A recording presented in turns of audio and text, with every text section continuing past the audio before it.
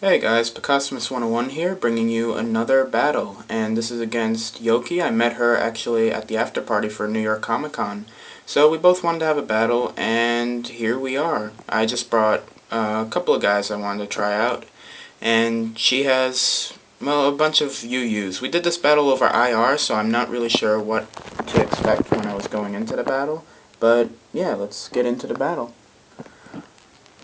Anyway, I'm going to lead off with Volcarona just because I don't know if she's going to lead off with a Stealth Rocker or what she's going to do. So I want to just come in, and if I can set up, I can set up.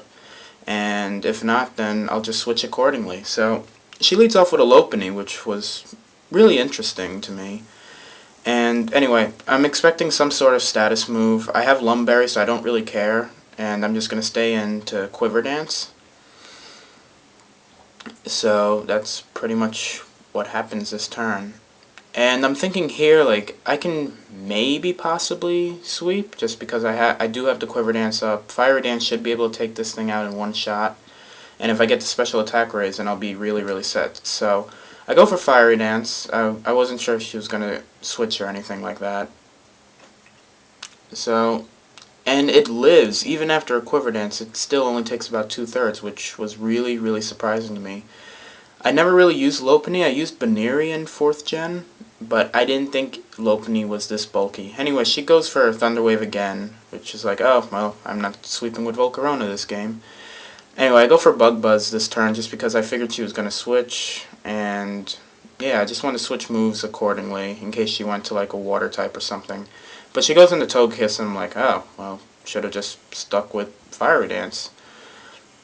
Anyway, I stay in here just because I don't know what it wants to do. If it's a para-flinching Togekiss, maybe she'll predict I switch and Thunder Wave me. But I stay in, it Air Slash does over half, even with the special defense raise. And I'm just going to leave Volcarona in to die just because it's paralyzed. If she gets up rocks, it's not going to... I mean, it's not like I can switch it back in, and it's slow as dirt now, so it's not really going to be doing much. And I'd rather have a safe switch in than have something to fodder at this point in the game anyway. Anyway, I go to Rotom this turn, just because it is Specs, and I can Volt Switch out. And I believe I go for Volt Switch, and she goes into a Swampert, which, you know, it's annoying. I was like, oh, well, there's her free Stealth Rocks, because I am Specs. So, anyway, I just switch out this turn. I believe I go to Salamence, yeah. Because I was expecting rocks coming up, and I didn't want Salamence to take unnecessary damage anyway. And it is my physical wall as well. Anyway, she starts cursing up instead of setting up rocks, and I'm like, oh, well, that's cool. I haven't seen Curse Swampert in a really, really long time. But I am the Wishman's set, so I do have Dragon Tail. And she goes for Attract, I'm like, you've got to be kidding me. I need to hit this thing. But I do break through Attract, and I do hit Dragon Tail, so it does phase that Swampert out. And in comes a Gallade. And here, I don't know if this Gallade will have Ice Punch or not, so I want to switch out. And I figure Reuniclus is the best thing to take, whatever it has. Just because I think the strongest move it can hit me with is Shadow Sneak, and it's not going to do much. Anyway, I know she's going to switch here because expecting a Psychic or anything, so I'm going to go for Trick Room, just because this is a Trick Room set. And she brings in Togekiss, which is great, because if this is the para-flinching set, even if she paralyzes him or whatever, I'll still be faster, and she can't flinch me to death. So, I stay in here, I just go straight for Psychic, and it does a good chunk, does about half. And she just hits me with an Air Slash. And I thought about going for Focus Blast this turn just in case she wanted to switch out, but I figured the accuracy is a little unappealing, and Psychic can't take this thing out, so if she stays in, it's fine. If she switches, I mean, I can get rocks up at some point and handle it. And I have other checks for Togekiss anyway. Anyway, she goes back into Swampert. I wasn't really sure why. Maybe she wanted to curse and take advantage of the Trick Room, or she had Roar or something like that. But I just go for Psychic. And I should have, in hindsight, while rewatching this video, I should have just gone for Shadow Ball, just because that Psychic, I knew Psychic wouldn't be able to take it out, but Psychic wouldn't have pushed it into Torrent range. and if I would have Shadow Balled, I might have lived and then been able to take it out with a Psychic the turn after. Anyway, I go to Rotom. I know it can sponge any hit she wants to take, and it's the last turn of Trick Room, so I'm just going to come in and I'll Hydro Pump. She has Outrage, which, you know, it's a really interesting set. I mean, I guess it's a really big surprise for Dragons, but, I mean, I don't really see why Ice Beam wouldn't be the better option, just because Ice Beam or Ice Punch, just because it covers Gliscor better, but to each their own. Anyway, she brings in Gallade. She told me afterwards it was a bulky set, but since I am Choice Specs, I am, you know, pretty much a monster with Hydro Pump. And she bulks up, she wasn't expecting it to do that much, and just hits me with a Shadow Sneak. It doesn't do that much, just because it's not Stab, and Rotom is pretty bulky on its own anyway. And I just go for another Hydro Pump to take it out. So things are looking pretty good here. She brings in Guts, and she brings in Ursaring. And I did play Ursaring earlier before, so I know that she's going to take this turn to set up her Toxic Orb or Flame Orb. So I'm going to go straight to Salamence, just get the Intimidate off so it's not as threatening. And Toxic Orb activates, which is great, because I have Protect on this Salamence, and I can just outstall it a lot easier. Anyway, I switch out here because I was predicting some rock move or something, and I didn't want Salamence to take it. Or just I wasn't sure how well it would take a Facade. So I go to Scizor, she goes to Scarm, I'm just going to U-turn out. And I believe I go back into Salamence at this point, just because, no, I go into Rotom, because Swampert's dead, so I can just Volt Switch it. And switch accordingly. Anyway, she switches as expected.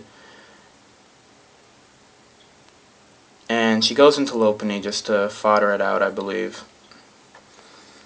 And I believe she only has Scarm and Ursaring left. So I'm going to go into Salamence just because Salamence has Flamethrower for Scarm, and Salamence also has the Intimidate for Ursaring. So either way, it's the best option to go into.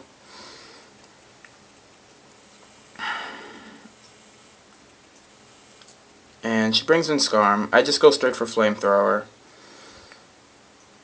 And I was actually really surprised I might put Fire Blast on because it doesn't one-shot it, which really annoyed me. And she just Whirlwinds me out. I believe she drags in Swampert at this point.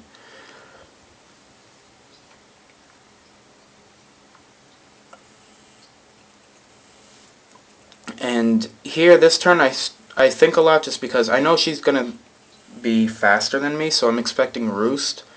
So I go for Earthquake this turn just because I wanted to hit it for super effective damage and maybe try and Mind Game her so she wouldn't Roost next turn, and then I could just kill it off with a Waterfall. But she just goes for Spikes. And here I'm just like, alright, fine. I didn't think she'd Whirlwind this turn. I figured she'd want to set up another layer of Spikes just to get all three, even if it is really late game. So I go back into Salamence, and she does set up Spikes. And I'm just going to be able to take out the Scarm with the Flamethrower. So I believe the only Pokemon she has left is Ursaring. So it's looking pretty good at this point for me, just because I do have the Intimidate and I do have 3 other Pokemon. So if I really, really had to, I could just fodder all the other Pokemon and just keep getting Intimidates off just to weaken this thing, and Toxic would eventually kill it. Anyway, I'm still not sure how much Facade will do, so I'm just going to fodder Rotom and bring in Salamence again just to get an Intimidate off.